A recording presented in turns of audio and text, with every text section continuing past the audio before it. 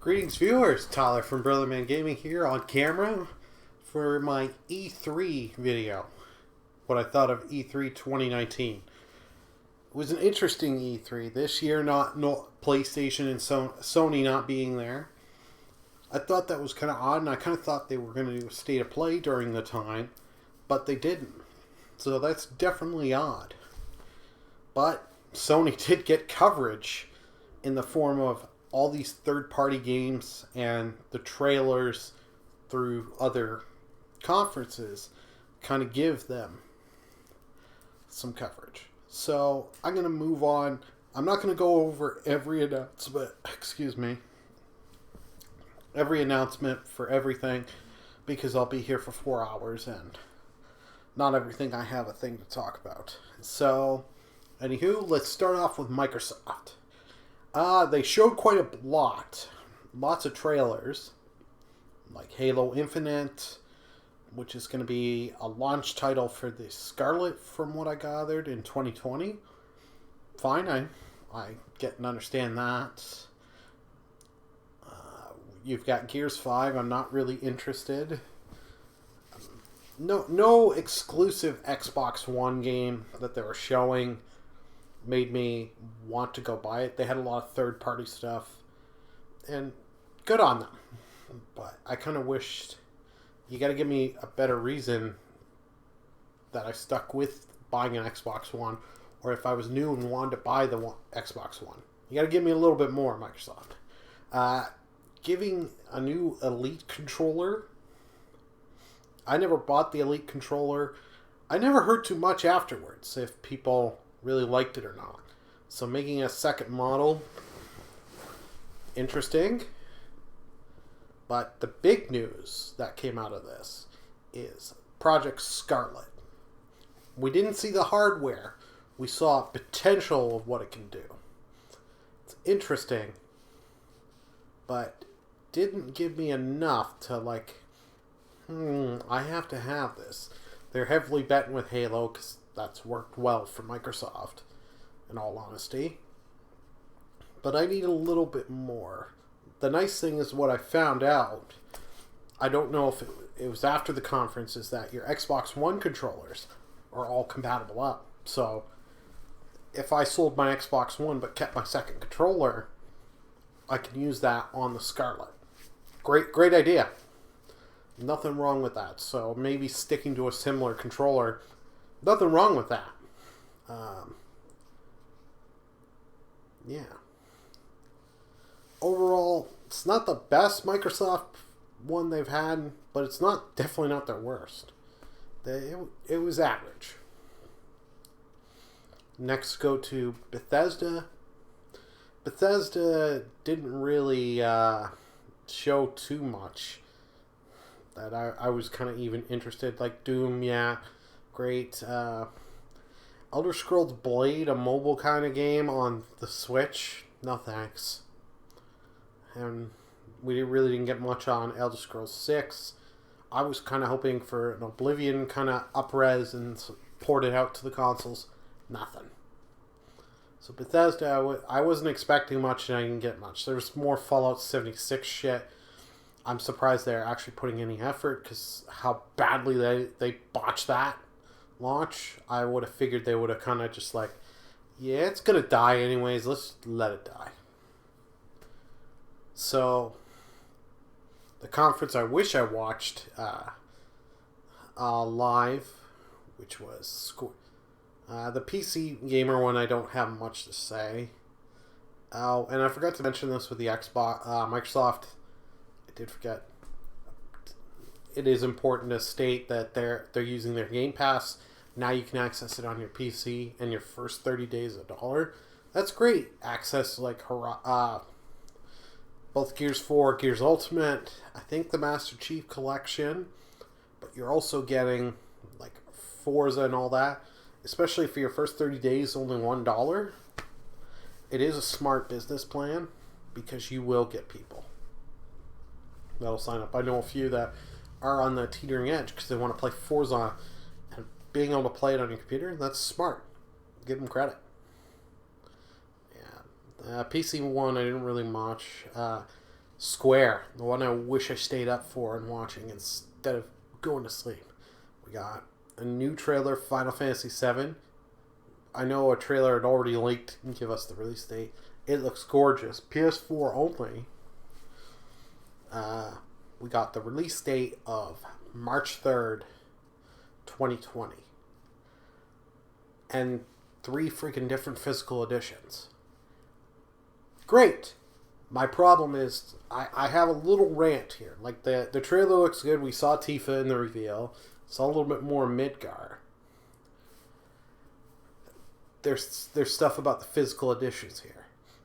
If you're pre-ordering, you're getting summon DLC. You can't, in Final Fantasy VII, there are no summons in the Midgar section. Spoiler.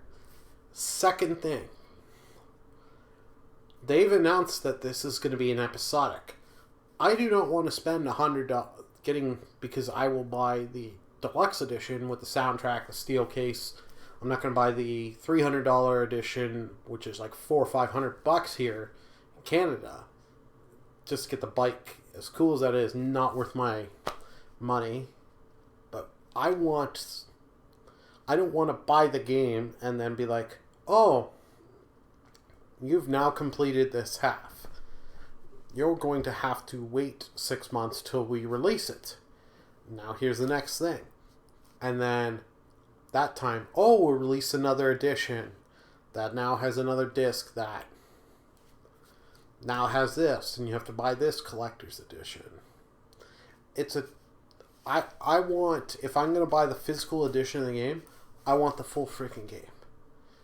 Yeah, you can add little patches and maybe, I don't want a season pass, but just give me the game. If you're going to release it physically, because I don't want 5 freaking physical editions or how many episodes they're going to do, and then later 6 months after the last episode, an all-in-one edition that has all of it on 1 or 2 Blu-rays or however the hell they do it.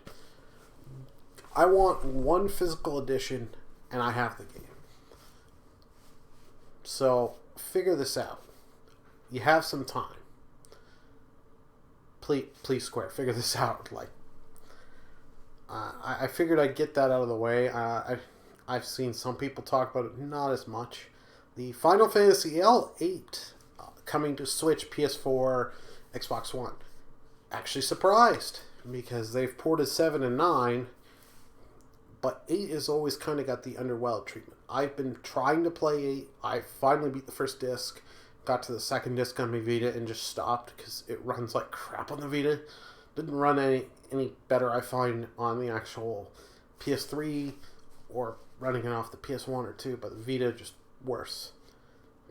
But I've heard reports of the PC version being just buggy as all crap. They need to, like, if you've got me considering, if it runs well on the Switch, and the stuff that they added to 7.9, the cheats, speed up 8 needs it. 8, with the way battles take and shit, 8 needs to speed up. So give me those kind of functions, and you potentially have got a sale for me. Especially on my Switch, being able to do that, I'm highly considering it.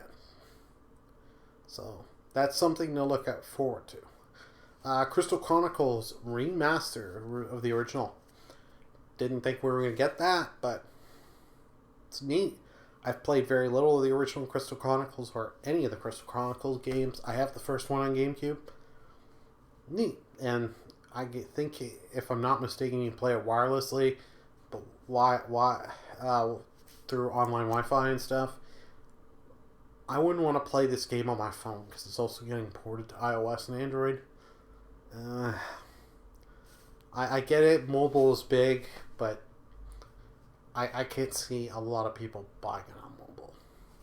Next kind of major one that I have any kind of talking points, like Dragon Quest 11, I don't have a lot to say. It just looks gorgeous, and having the 2D mode, old school mode on the Switch, because that was supposed to come out on the 3DS over here, but I know it was a Japan exclusive thing, so having it on the Switch, I'm considering buying the game. they showed a few other like ports like Last Remnant and stuff. Good on them, get that stuff out there.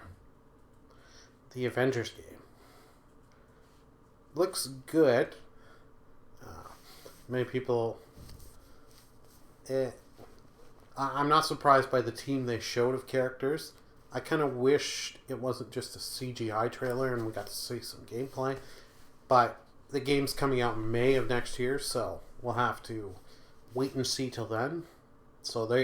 I'm surprised we're seeing so much that's pushed for middle of next year and early next year. I was kind of thinking we'd get a little bit more for holiday season, but you never know. So that was Square. I think they did pretty well. They're starting off with Final Fantasy VII shocked me, but after seeing their kind of reveal, I thought it would have been better to end with 7, but that's up to them. I kind of get it with Avengers being to kind of end with that. Next one up on the list is good old Nintendo. I watched this one live today, so you now know when I was recording it. Dragon Quest and Smash. So, you're getting the hero from 11, but you've got the one from 8. I think it's like 4, 7. I can't remember them all. But you get access to them. I don't know if you can interswap. Cool. I'm happy. That was a great character reveal. I kind of wish we got a date. I don't think we did. We got the Luigi Mansion 3. The co-op looks cool with like Goo Luigi, where you can pass through stuff, but if he goes into water, it just melts and stuff. That's kind of cool. So, you know what? They thought of a good idea. Then they just showed, your stack full of games. They're coming out. Spyro coming in on there. Mario Maker had 2 seconds. All great. Don't get me wrong. But the thing that got everyone excited was at the end there. Smash. That shows Donkey Kong, Diddy Kong, and King K. Rool just all lazy about. I couldn't tell. Me and another person that were watching it were thinking, are they going to make another Donkey Kong game? I was like, ooh, you kind of got a classic K. Rool there. So are we going to get like some HD reimagining of the country games? The 3 country games from the Super Nintendo era? Because that'd be badass. I'm behind that anyway. Nope. They troll you. They throw a Jiggy in the room. And you're like, no, really? They're going to put Banjo? And then a figure out there that looks like Banjo? Nope, it's Duck Hunt Dog with the bird, and there's just a bunch of them all over trolling you, and Kid K. Rool and them are getting mad, and then Banjo flies in with Kazooie, and that's great. I didn't really expect Banjo to be a part of Smash, but hey, that's okay by me. He looked good. The eyes were a little weird, the coloring. I know that's really, and just the way they looked, I know that's really weird to get nitpicky on, but I was surprised. We didn't get a release date, but that's now 3 of the 5 Smash characters, because Joker came out earlier and was revealed quite early. So now we've got 3 of the 5 for the DLC. So I'm wondering if one of them's going to... Dragon Quest character probably come around when Dragon Quest 11 launches. Oh, the other major thing... So I was really surprised and happy about that for Banjo to be in there. Having Link's Awakening, we get the date of September 20th. And it looks like you could add stuff and make your own little kind of dungeons. Very cool. I'll be very interested to pick that up. And the thing it ended on was a sequel to Breath of the Wild. I've never finished Breath of the Wild. I still have to and want to.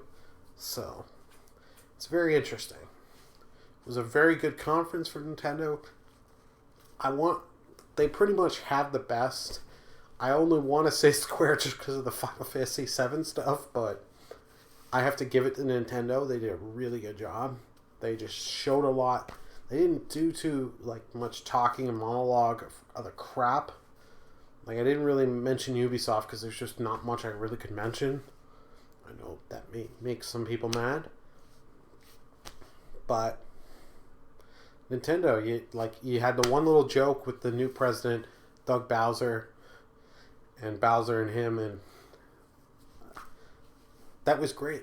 That was just a funny, haha, we can get 5-10 second bit here, and then just go straight into stuff. We saw a little stuff after there with the Treehouse stream of Pokemon Sword and Shield. Oh yeah, the other big one, I kind of forgot. Sorry, I'm forgetting because I watched this today. I want to get this done now while thoughts are still in my head. But Animal Crossing, not till next year. Some people I know are heartbroken, but hopefully we didn't get much on that Animal Crossing in that trailer there. Hopefully we'll get trailers throughout the year to give you more features. If it makes them take more time to get more polish and add more stuff, I'm okay with that. So yeah, it's going to be very interesting. I wonder if Sony's going to make their own little state of play soon, just to show off some of the other stuff, like Last of Us and stuff, like their first party that we have not seen, that we were hoping to kind of see by now. They're going to drop stuff like that, just so we know, A, they're still alive, and what they think. Let me know in the comment section below, what did you think about the C3? Was it worth it? Who do you think had the best conference? What are you most excited for? Alrighty, I think that's enough rambling for now. This is Tyler from Burly Miami, signing off. Bye.